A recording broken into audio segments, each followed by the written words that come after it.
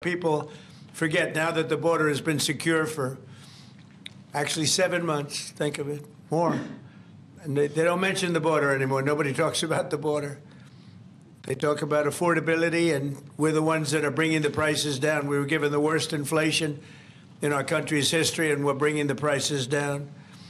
But the affordability is on the Democrats because they have made it unaffordable to be in this country, but we're bringing those prices down, and they're coming down quickly. Energy is coming way down, and if you look, gasoline prices are hitting in many locations $1.99 a gallon. Nobody thought they'd see that. There were $4, $5, and $6 a gallon under Biden. In the 4 years before I took office, our southern border was surrendered to criminals, drug cartels, human traffickers, and child smugglers. Our entire southwest border on the Mexican side is under the physical control of cartels that are among the most violent entities nobody's ever seen anywhere on the planet, the most violent people on the planet. Remember when the Democrats and others, the radical left, used to say that the people they're allowing into our country, immigrants, are nice people. They're not violent like our people. Well, they make our people look like babies. These are some of the most violent criminals anywhere on earth from many countries, not just Venezuela. Venezuela emptied their jails into our country, but others have also. The Congo has. So many other countries have. And we don't put up with it. I have to say the drugs coming in by sea are down 94%. And we're trying to figure out who the other 6% are. But they're down 94%, and we're going to start hitting them on land, which is a lot easier to do, frankly. But these are a direct military threat to the United States of America. They're trying to drug out our country. And you could look throughout history. Look at China when they were loaded up with drugs. They were suffering greatly, and others were able to take them over.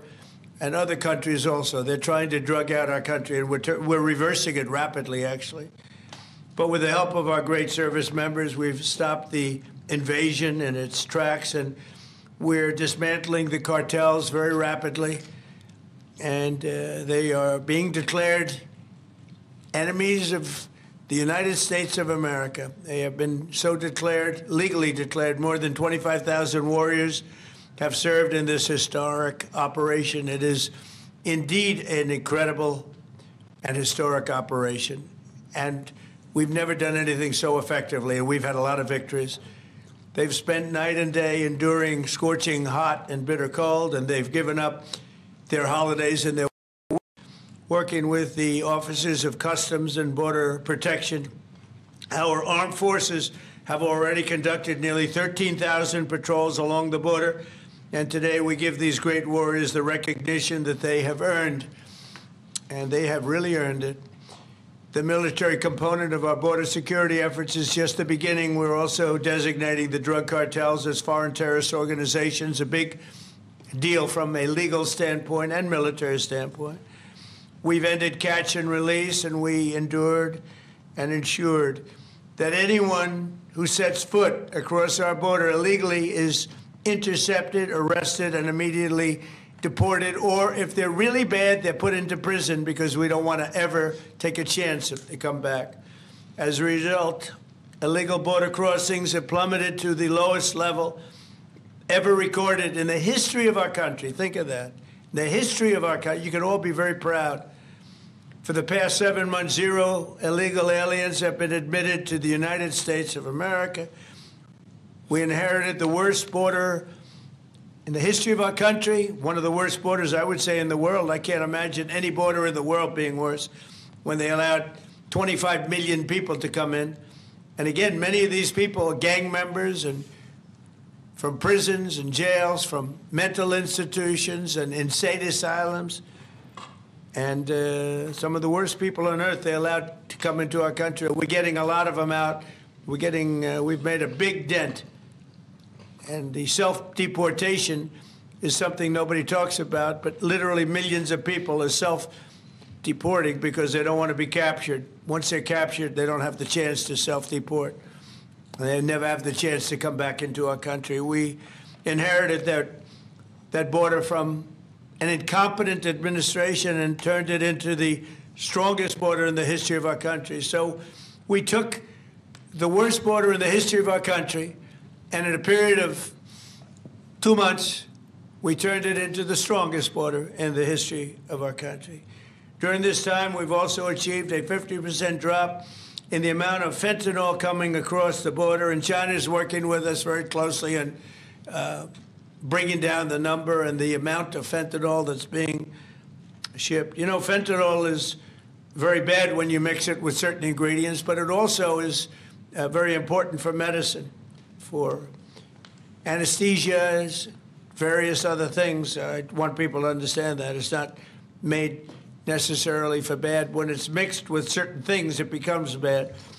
And that's what's taking place in Mexico. And we've got it down to a much lower number, not satisfactory, but it will be satisfactory soon. In May, we executed the largest fentanyl bust in the history of the U.S., seizing 3 million fentanyl pills all at one time. Think of that, 3 million pills. It's amounted to billions of dollars worth of drugs. And last month, we seized another 1.7 million fentanyl pills in the state of Colorado, the poorly run state of Colorado, with a governor who's incompetent. And frankly, with a governor that won't allow our wonderful Tina to come out of a jail, high-intensity jail, because she caught people cheating on an election, and they said she was cheating. She wasn't cheating. She went over, she looked at one of the election scams going on, and because she did that, they put her in jail for 9 years. The governor of Colorado is a weak and pathetic man who was run by Tren de Aragua, the criminals from Venezuela, took over sections of Colorado, and he was afraid to do anything. But he puts Tina in jail for 9 years because she caught people cheating.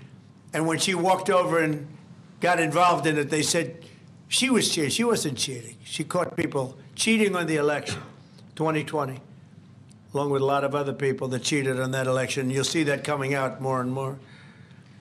But there's no doubt that America's adversaries are trafficking fentanyl into the United States, in part because they want to kill Americans. If this were a war, that would be one of the worst wars. I believe they killed, over the last 5 or 6 years, per year, 200 to 300,000 people. You hear about 100,000, which is a lot of people, but the number's much higher than that. That's been proven. And they've destroyed a lot of families, because when they lose a child, or even if their child is heavily addicted, you lose that family. The family will never be the same. That's why today I'm taking one more step to protect Americans from the scourge of deadly fentanyl flooding into our country. With this historic executive order I will sign today, we're formally classifying fentanyl as a weapon of mass destruction, which is what it is. No bomb does what this is doing. 200 to 300,000 people die every year that we know of. So we're formally classifying fentanyl as a weapon of mass destruction.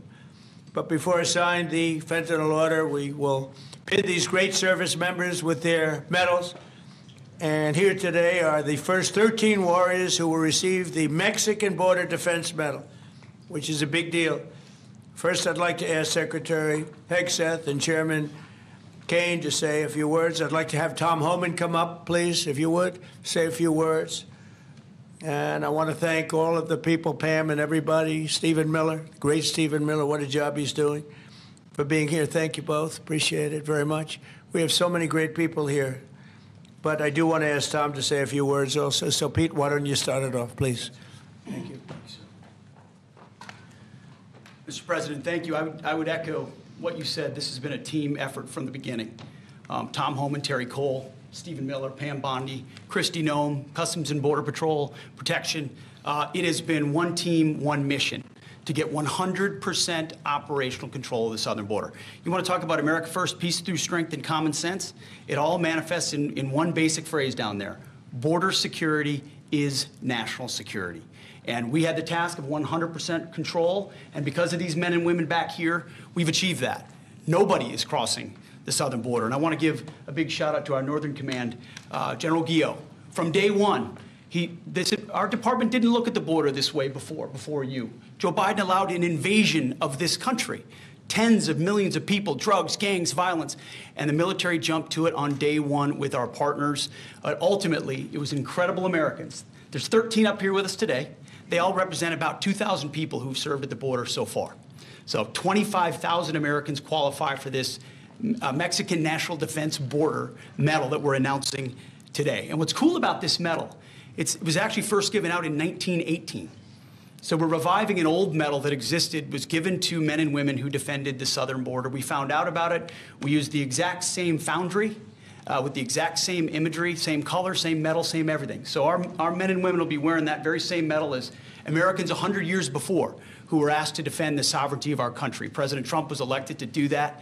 You have done that, Mr. President. We're proud of this mission. We're proud to defend the American people. And pinning these medals on is an example of how important it is to us. So thank you, Mr. President. Appreciate it. Thank you. Well, Mr. President, Mr. Secretary, I want to echo your thanks and gratitude for the Joint Force. I also want to highlight General Guillot, General Nauman, and Command Sergeant Major Johnson, but also leaders at every level that came together, not just in our Joint Force, but in the interagency. And I want to specifically highlight our Border Patrol teammates and our Office of Air and Marine teammates, who, when I went down to the southern border and visited, were right there next to the Joint Force. I also want to thank not just these 13 individuals, but the Joint Force that was also down there and your families who poured in to make this deployment possible on the southern border. And of course, this time of the year, I'm always thinking about our currently deployed forces who are out there around the world doing our nation's business, and of course our fallen and their families who show us what courage and tenacity really are as they move forward after the loss of a service member. So thank you, Mr. President. Thank you, Mr. Secretary. Please.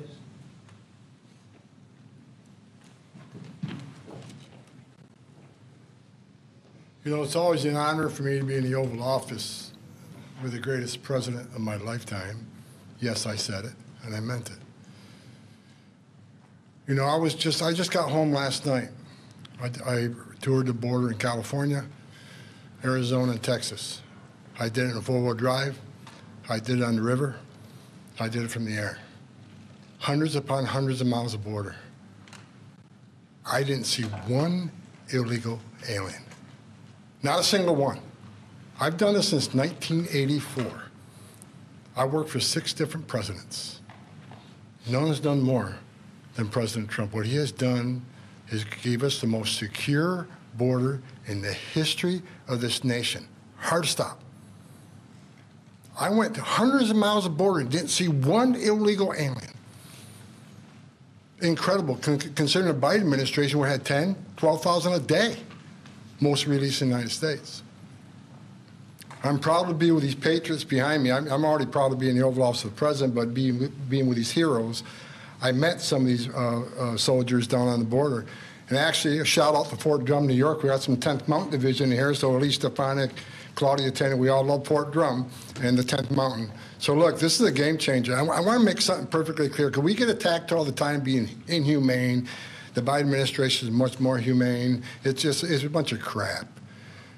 Because there's been studies done that 31% of women that make that journey through the cartels get sexually assaulted.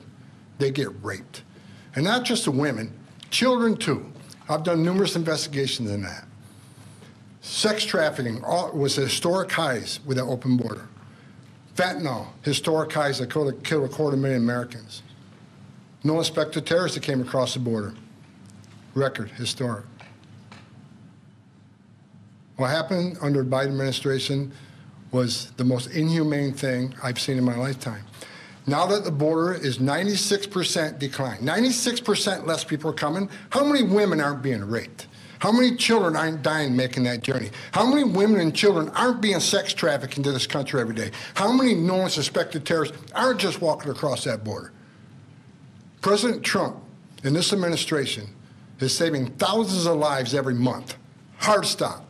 That's just a stone cold fact. I'm just proud to be a part of this. I work with Steve Miller every day. Steve Miller is one of the most brilliant people I've met in my entire life. President Trump brought together one hell of a team here, and the success proves. We all working together, one team, one fight. We're not done yet. We're going to keep going, and I guarantee you we're going to continue saving thousands and thousands of lives. Secure border means strong national security. Secure border saves lives. Thank you. Thank you, Tim. Okay, let's do the medals, and I'll be signing this. Maybe you'll do the medals first, and then I'll sign, okay? Please.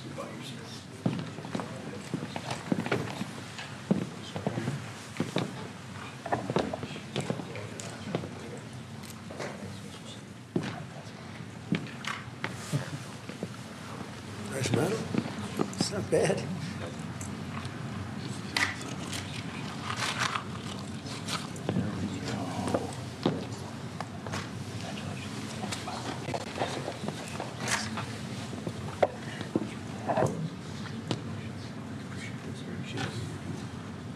That's a great job. Thank you, Mr. President. That's great. Thank you.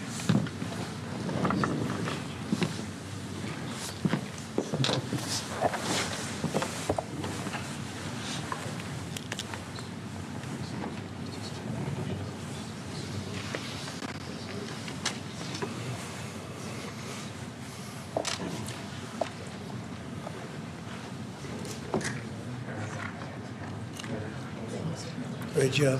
Great job, fellas. Thank you, Mr. President.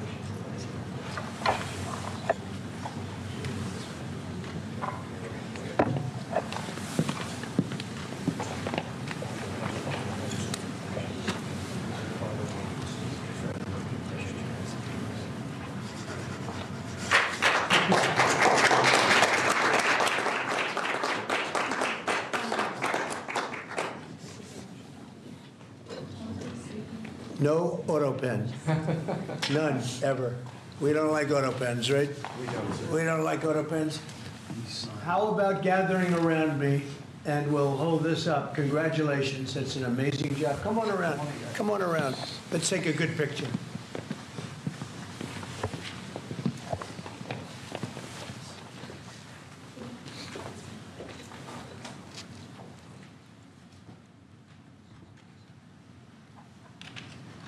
Fantastic job. You guys, fantastic job. Thank you very much. Great job. Thank you, Mr. President. Great job. What you've done is unprecedented. How about holding that up? You guys hold it up. Nice. Hold it up high. You deserve it more than me.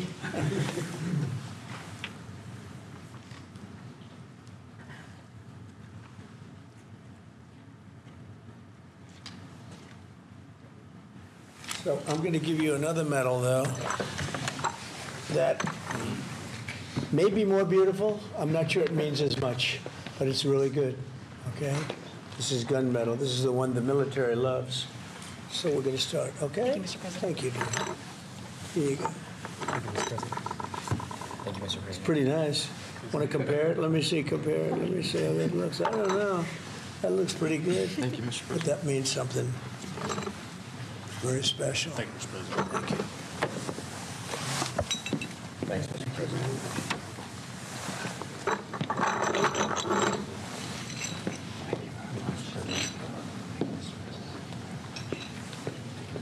What you can do, tie it around your neck. It's a nice ribbon. I think you'll like it. It's special. We don't give them to many people. Thank you, Mr. President. Thank you, Mr. President. Come on over here. Come here. Look at this guy. The man's made it happen, sir. That's 4 sides up big. That means a lot up there.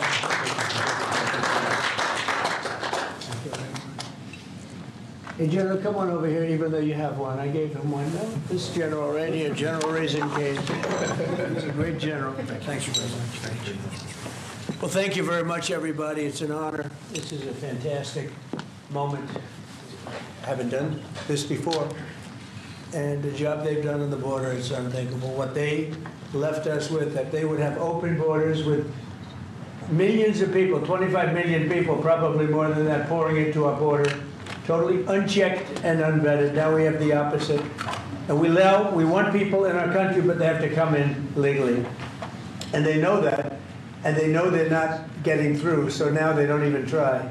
So all of the death that Tom Holman talked about, the rape and the death and all the problem, doesn't have really happen because the caravans, a name I think I came up with, maybe not, but the caravans are very small. In fact, for the most part, they don't even exist anymore because they know they're not going to get through. In a little while, you'll be seeing I'm suing the BBC for putting words in my mouth, literally. They put words in my mouth. They had me saying things that I never said coming out. I guess they used AI or something. So we'll be bringing that lawsuit. A lot of people are asking, when are you bringing that lawsuit? Even the media can't believe that one. They actually put terrible words in my mouth having to do with January 6th that I didn't say. And the beautiful words that I said, right? The beautiful words, talking about patriotism and all of the good things that I said, they didn't say that, but they put terrible words. They actually have me speaking with words that I never said, and they got caught because I believe somebody at BBC said, this is so bad, it has to be reported. That's called fake news. So we'll be filing that suit probably this afternoon or tomorrow morning. I want to thank all of you for being here. If you have any questions, I guess you could ask, but this is really a day of celebration for these people. The job they've done is really unprecedented. So go ahead. On Brown University, Mr. President, do you know what the motive of the shooter was? Is it No, we don't. attack? No, that's moving along now, and we don't. And we're going to see what happens. Hopefully, they're going to capture this animal. Hopefully, they're going to capture it. Has Kash Patel told you why it's been so difficult for the FBI to identify who the shooter is? Well, it's always difficult. So far, we've done a very good job of doing it. With Charlie, with the various times this has happened, they've done it in pretty much record time. But you'd really have to ask the school a little bit more about that because this was a school problem. They had their own guards, they had their own police, they had their own everything. But you'd have to ask that question really to the school, not to the FBI. We came in after the fact, and the FBI will do a good job, but they came in after the fact. Do you know if it was targeted, Mr. President? No, they don't know that yet, no. Sir, on the issue of drugs, is it accurate that you are considering an executive order to reclassify marijuana under the control? We are considering that, yeah. Okay. Are you planning? Because a lot of people want to see it, the reclassification, because it leads to tremendous amounts of research that can't be done unless you reclassify. So we are looking at that very strongly. Mr. President? Mr. President, Katie? is it true that the reports that you rebuked the Israeli Prime Minister, Please. are the reports that you rebuked the Israeli Prime Minister for the hit on the Hamas general true? And is Israel undermining your efforts to be a peacemaker? No, Israel and I have gotten along very well. My relationship with Bibi Netanyahu has been obviously a very good one. Look, we took out Iran. We wiped out, with that plane right there, we wiped out the B-2 bomber, we wiped out the Iran nuclear threat, and because of that, we were able to make peace in the Middle East. No, we've had a very good relationship with Israel. We actually have a very good relationship with just about everybody in the Middle East. But was that a violation of the ceasefire, the strike on the Hamas general? We're going to have to see. We're looking into that. Mr. President, on the Syria ambush of U.S. forces, do you still have confidence in the Syrian president? I do. I mean, this had nothing to do with him. This is a part of Syria that they really don't have much control over. And it was a surprise. He feels very badly about it. He's working on it. He's a strong man. And no, this had nothing to do with the Syrian government. This had to do with ISIS. What will the U.S. response be? As a response, they'll be hit hard, yeah. Javier Negre, Real America's Voice en Español. First of all, thanks for honoring these heroes.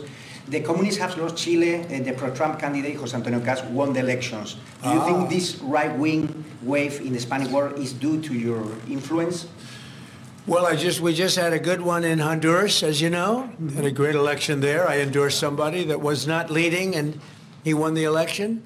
And we had a good one just a couple of hours ago. I found out in Chile, the person I endorsed, who was not leading, ended up winning quite easily. So I look forward to paying my respects to him. I hear he's a very good person. Mr. President, thank you, Mr. President. This year, you fired Democrats from a number of federal agencies, and now going into 2026, there are some key regulators like the SEC, the CFTC that are going to have 0 Democrats. Do you plan to appoint Democrats to fill those empty spots, or do you think that federal agencies shouldn't have Democrat commissioners? Well, do you think they would be appointing Republicans if it were up to them? So, we'll look at it. Look, we want to be fair, but typically they're not appointing Republicans. So you're asking me the question whether or not I'd appoint Democrats. But there are certain areas that we do look at, and there are certain areas that we do share power. And I'm open to that, please. Mr. President, Yeah. a number of Republicans have denounced your statement on Truth Social after the murder of Rob Reiner. Do you stand by that post? Well, I wasn't a fan of his at all. He was a deranged person as far as Trump is concerned. He said he knew it was false. In fact, it's the exact opposite, that I was a friend of Russia, controlled by Russia. It was the Russia hoax. He was one of the people behind it. I think he hurt himself in career-wise. He became like a deranged person, Trump derangement syndrome. So I was not a fan of Rob Reiner at all, in any way, shape, or form. I thought he was very bad for our country. Yeah. Blue slips, Mr. President. Leader Thune doesn't seem like he wants to get rid of blue slips. Will there be consequences for the Senate if they Well, don't I get think rid they of should get rid of blue slips because as a Republican president, I am unable to put anybody in office having to do with U.S. attorneys or having to do with judges. In other words, if you have one, not two, you don't need two, just one. If you have one Democrat senator, where we have a lot of them, you have one Democrat senator in a state, it is not possible to appoint, because of blue slips, a judge. It's not possible to appoint a U.S. attorney. You see that happening. And I think it's a disgrace. I think blue slips are a disgrace. They've long since they should not be relevant anymore. This is a different world than it was 15, 20 years ago. That was a gentleman and gentlewoman world. This is a little bit different, unfortunately. Yeah, please. Mr. President, what do you want to see Congress do this week as it relates to health care and the expiring ACA? Yeah, that's a good question. I'd like to see the people get the money. I'd like to see all of the money that's going to the Democrat insurance companies. The insurance companies are making a fortune. They're up 1,700% and more. And they're taking in hundreds and hundreds and hundreds of billions of dollars, even trillions of dollars. And Obamacare gives you terrible health care. Just so you understand, Obamacare was set up, and I said it right from the beginning, for the benefit of the health insurance companies, of the insurance companies. They're making billions and billions of dollars. Their stock is through the roof. I don't want to give them anything. I want all money going to the people and let the people buy their own health care. It'll be unbelievable. They'll do a great job. They'll get much better health care at a much lower cost. Sir, would you like Republicans next year to just use reconciliation to do with health care exactly what you laid out, and they wouldn't have to worry about Democratic votes? Well, that or knock out the filibuster. If you knocked out the filibuster, it would all go away. But we have a few people that wouldn't do that. It's crazy. Look, we should knock out the filibuster. And if you did that, we'd get voter ID. You'd have no mail-in voting, all things that make our elections dishonest. And you'd get a lot of other things having not even to do with voting. But Republicans should knock out the filibuster, and we should approve a lot of things. You wouldn't have January 30th looming, because you have the 30th of January looming. You know that, right? And if we knocked out the filibuster, it would be just a simple approval. But you have some Republicans that they're unable to explain why. If you ask them why, they're unable to explain it. They cannot win the debate. But they should knock out the filibuster. And frankly, they should get rid of the blue slips, too. Yeah. Mr. President, the Democrats won Miami, where you won the election 1 year ago. Do you think it's because of the Hispanic media like Telemundo that are publishing fake news about the ICE operations? How do you plan to win back those votes for midterms? Yeah, well, I won that whole election. And, it's interesting. When I'm not running, we don't do as well. Yeah. And I'm going to try and get that changed for the midterms. But we did have a big win in Tennessee, as you know. Matt Van Epps had a big win in Tennessee against a very strong candidate, attractive candidate. who a lot of people thought would do very well, and Matt won by a lot, and I won Tennessee by a real lot. You know, we had a great election. We won every single swing state. We won the popular vote. We won everything. And there's a thing that they have now, districts, which is a big deal. I think in a way it's the most important stat from the standpoint of, you know, looking at numbers accurately. So out of thousands of districts, I won 2,750 versus 525.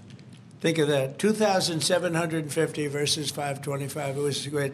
That's why the map, when you see a map of the election, it's all red, other than two little narrow lines on the other side. Please. Sir, Jimmy Lai was convicted today in Hong Kong. Do you have any reactions? I feel so badly. I spoke to President Xi about it, and I asked to consider his release. He's not well.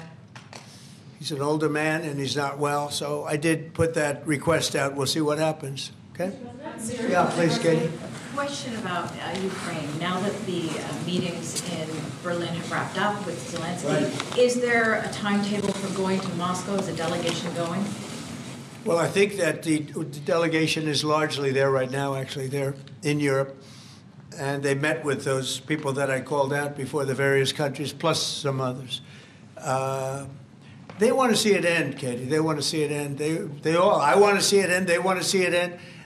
I actually think that President Putin wants to see it end. You know, I've had good talks. We've had good talks with Russia, and I think they'd like to get back to a more normal way of life. Mr. President, follow up there. An Article 5-like deal seems to be emerging without NATO membership for Ukraine.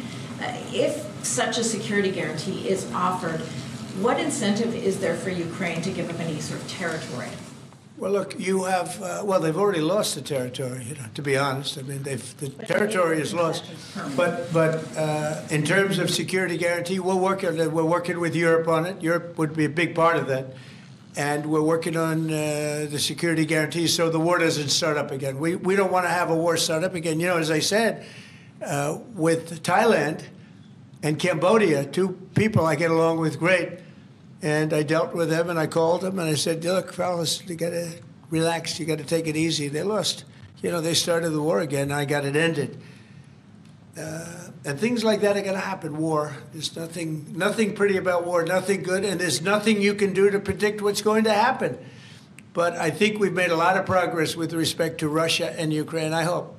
You know, last month, it was close to 27,000 soldiers were killed, mostly soldiers, but 27,000 people, but mostly soldiers were killed last month in Russia versus Ukraine. Is there a time limit on security guarantees? Well, there's no time limit. The time limit is whenever we get it done. I mean, we're going to try to get it done. We're making progress. It's more difficult than anybody could have thought. I would have said that half of the wars that I got settled, some were going for over 30 years, that half of them should have been more difficult, and they actually haven't been. There's a lot of dislike between the two leaders, you know that, and so it probably makes it a little bit tough. Have you spoken directly to Putin? Have you recently spoken directly to Putin? Yeah, I have. On Syria, Mr. President, on the U.S. troops killed in Syria over the weekend, why do we have troops in Syria? Because we're trying to make sure that there's going to be and remain peace in the Middle East, and Syria is a big part of it. The new leader is a strong person, and that's what you need. This is a rough part of the world, and it's been amazing what's taken place in Syria. We got rid of Assad, we got rid of other people that were really bad people, and that were in the way of peace in the Middle East. You know, we have legitimate peace in the Middle East, first time in 3,000 years. And we have 59 countries backing it. And we'll see what happens with Hamas. We'll see what happens with Hezbollah. But regardless, I mean, we have countries that want to go in and clean that out if we want them to do it. But they said, in the case of Hamas, they said that they're going to disarm, and we're going to find out whether or not that's true. Hezbollah in Lebanon has been a problem. We'll see what happens there. But there is legitimate large-scale peace in the Middle East. And if there weren't, we wouldn't have been able to make all of those deals that we've made with the various countries. They would have never been able to do that. If, for instance, if Iran, if we didn't, with that B-2 bomber right there on the desk, if we didn't, of which we just ordered a lot more of the newer version, totally stealth. They could not see it. They knew it was coming. They had no idea where it was. It was pretty amazing, actually. Every bomb hit its mark perfectly, despite CNN trying to say differently. They didn't know. They just, hoped. They hoped that we didn't, but it turned out that they did. Atomic Energy Commission confirmed it. So did Iran confirm it. They got knocked to hell. But if we didn't knock out their nuclear capability, we would have never had peace in the Middle East, because you would have had a dark cloud hanging over Saudi Arabia, Qatar, UAE, and all the other countries, and they would have never, ever been able to sign an agreement. Yeah, please. How soon do you expect that international stabilization force to be up and running in Gaza? I think that it's, in a form, it's already running. In a very strong form, it's already. But it'll get stronger and stronger, and more countries are coming into it. They're already in, but they'll send any number of troops that I ask them to send. They want to see peace. We have more than 59 countries. We have many countries that aren't even in the Middle East, but they're fairly close to the Middle East. They want to be involved. So it's been pretty amazing. Mr. President, this week a man named Keone Rodriguez is going to federal prison for creating crypto privacy software. The case was started under the Biden administration, but your DOJ kept it going and secured the conviction. A lot of people in crypto are saying that this man should be pardoned. Are you familiar with the case at all, or would you be interested I've in heard looking about at it. I'll look at it. Why, you think he should be pardoned? Sounds like it.